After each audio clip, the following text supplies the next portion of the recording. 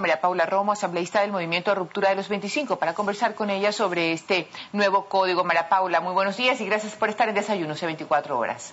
Buenos días, María Josefa, gracias a ustedes. María Paula, una pregunta inicial. ¿Cuál es el texto? El texto que va a ser aprobado, porque se ha hablado tanto de tantos textos, finalmente sobre cuál exactamente van a debatir y van a votar esta semana, hoy día, mañana, y de dónde viene, quién lo escribe al final de cuentas. Sí, yo creo que esa es una buena pregunta y me parece que no debemos dejar de debatir sobre dos textos distintos. Hay que debatir el proyecto que presentó el presidente en octubre del año pasado y hay que debatir cualquiera sea la versión del informe para primer debate que apruebe la comisión. ¿Por qué digo que hay que debatir esos dos proyectos? Porque el presidente ha anunciado que hace unas 2 semanas o 3 semanas empezó a anunciar que en la comisión no le gusta el tratamiento que se le está dando a la reforma penal y que él vetaría las cosas que se toquen de su código inicial. Entonces me parece que no podemos perder de vista cuál es el espíritu del Código Penal y ese se refleja en el proyecto que mandó el presidente. El que ha trabajado la comisión es un proyecto que corrige muchos de los temas de la versión del Ejecutivo, yo creo que eso es importante, y habrá que señalar cuáles son los problemas y cuáles son también las riquezas del código que apruebe la comisión o de la versión que apruebe la comisión, sin perder de vista que la versión final será definida en el veto, el presidente ya lo ha anunciado y entonces no podemos dejar de debatir la intencionalidad del espíritu de la primera versión por él presentada. Cuando hablamos de correcciones, exactamente ¿a qué nos estamos refiriendo? A ver, en la versión que presentó el Ministerio de Justicia, el Ejecutivo, en octubre, había no solamente un problema de conceptos, sino incluso, yo lo he dicho varias veces, de prolijidad en la revisión del Código. 27 artículos repetidos textualmente a lo largo del Código. Uno de los propósitos de tener un nuevo Código Penal es eliminar las normas anacrónicas. En la versión que presentó el Ministerio de Justicia todavía existían delitos que hablaban de los sirvientes domésticos, todavía había contravenciones como el hacer o decir cosas indecentes en la calle, cosas que solamente se entienden hace 100 años, pero que el Ministerio de Justicia ni siquiera tuvo la prolijidad de borrar. 2, 3 formas distintas. ¿Pero será esto, perdón la interrupción, pero será esto deliberado o simplemente fue una, pues, hasta vergonzosa casualidad de que se hayan repetido estas cosas y que se hayan incluido, pues, frases que pareciera, pues, que estamos hablando de una sociedad de hace un siglo? Bueno, es que no son frases incluidas, es la copia exacta del Código Penal vigente con artículos añadidos respecto de ciertos temas. Entonces no es casual, realmente así fue la propuesta. Sí, o sea, el Código Penal estaba exactamente como el que hoy tenemos y a ese se le habían sumado algunas nuevas figuras. En eso yo reconozco, lo he hecho al interior de la comisión, lo hago públicamente. La comisión ha hecho un mejor trabajo. Lamentablemente, eso es parte de lo que el presidente ha anunciado que vetará. Pero para poner algunos ejemplos de cuáles son los problemas del Código Penal, a mí me parece que no se debe tratar de hacer publicidad, campaña a través del Código Penal. El tema de la seguridad es muy delicado, nos afecta a todos, nos preocupa a todos, lastima, afecta la calidad de vida de todas las personas en el Ecuador y del continente. Es la mayor preocupación en este momento, así que no es además un tema exclusivamente doméstico. Pero ¿qué se hace en el Código? Cuando lo presentó la ministra, ¿qué dijo? Este Código, la novedad será que este Código va a tipificar 3 nuevos delitos: la mala práctica médica, el sicariato y el secuestro exprés. Y eso, para quienes somos abogados, para los estudiantes de Derecho, todos sabemos que los 3 tipos penales ya existen. El secuestro es secuestro aunque me retengan 30 minutos, 10 minutos o 10 días. Claro. Entonces, el secuestro es secuestro y existe en el Código Penal y ha existido siempre. No se llama secuestro, pero ha existido siempre. Con el sicariato pasa lo mismo. Tenemos 100 años tipificado el sicariato como el asesinato que se comete a cambio de un precio, promesa o recompensa, remuneración. Entonces, no nos digan que con incluir una palabra se va a resolver el tema de la seguridad, porque eso es aprovecharse de la gran preocupación que en este momento existe de la ciudadanía y ya nos pasó en la consulta popular. En la consulta popular ya le propuso el gobierno al pueblo ecuatoriano autorizar todo, autorizar incluso meter las manos en la justicia para resolver el tema de la seguridad. Y ya sabemos qué pasó luego de esa metida de manos. Exacto, ya ha pasado más de un año, ya sabemos lo que pasó, Así se le metió la mano, se han nombrado jueces, se han nombrado fiscales, pero los ciudadanos preguntémonos si el tema de la seguridad se resolvió. Algo parecido va a pasar con el Código Penal. Y tenemos sentencias digo yo, de vergonzoso y de dudoso origen. Pero el tema del enriquecimiento ilícito, que también fue una propuesta de la consulta, como que fuera algo nuevo, nuevo, como que vamos a sancionar a la gente que no, o vamos a sancionar a la gente que su riqueza o que su dinero pues proviene de actos ilícitos, como que si fuera algo nuevo, María Paula, y sabemos que no lo es. Pero algo nuevo debe tener un punto de más. La propuesta, ¿qué significa? ¿Qué trae de disque novedoso esto? Este fue otro de los temas de la consulta popular. Si es que la pregunta es, o habría sido, ¿está usted de acuerdo con tipificar el enriquecimiento ilícito? Yo estoy de acuerdo. Yo creo que nadie en el Ecuador estaría en desacuerdo. Así es. Quien obtenga su riqueza, su patrimonio de cometer una actividad ilícita, por supuesto que tiene que pagar las consecuencias. Es un acto reñido con la ley y que nos hace daño a todos.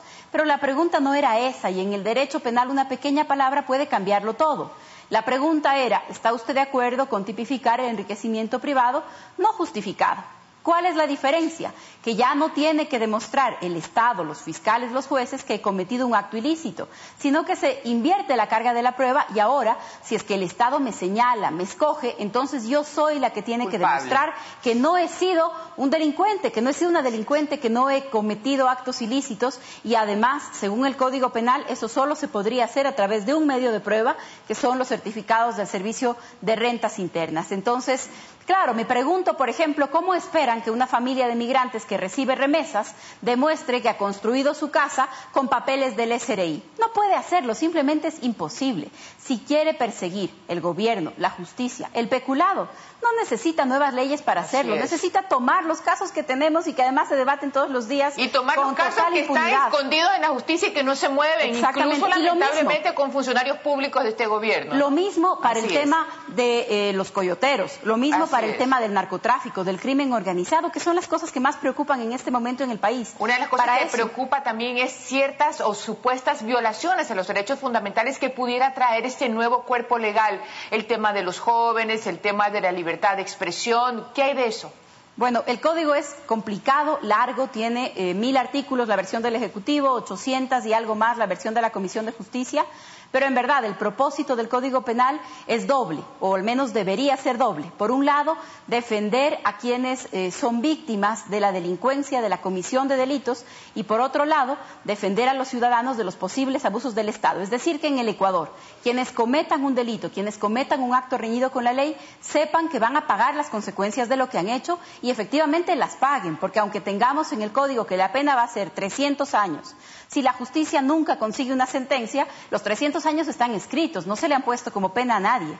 Entonces, por un lado, que las personas que cometen delito paguen las consecuencias de sus actos, pero por otro lado, que las personas que vivimos de forma honesta, que cumplimos con nuestras obligaciones, no tengamos nada que temer de los abusos que pueden cometer los jueces, los fiscales o los poderes de cualquier tipo que manejan a jueces o fiscales en determinadas circunstancias. Entonces, el Código en este momento, sobre todo la versión que mandó el Ejecutivo, repito que la versión de la Comisión de Justicia es una versión mejorada, pero en la versión que mandó el Ejecutivo no se cumplen estos objetivos que deberíamos lograr. Hay muchos tipos penales que quedan abiertos, que quedan indeterminados y que pueden servir para todo y para nada, que pueden servir no solamente en este gobierno. Un código penal dura muchos años, muchos gobiernos, muchas realidades distintas y los ciudadanos estamos desprotegidos si las normas son tan ambiguas. Un ejemplo, asonada, decía el proyecto del presidente de la República, el que de forma tumultuaria y violenta le exija a la autoridad hacer o dejar de hacer algo que esté en sus funciones,